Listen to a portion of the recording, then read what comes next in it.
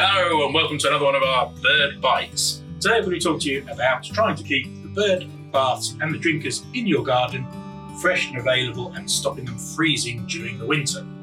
Please don't be tempted to use things like antifreeze or mixing salt with the water to stop them freezing. That's a real problem for the birds and can be fatal for them. So one really good solution is simply, if you've got a bird bath like this, to put a couple of ping pong balls in it. This will help to agitate the water. The bigger the bird bath you've got, the longer it'll take to freeze.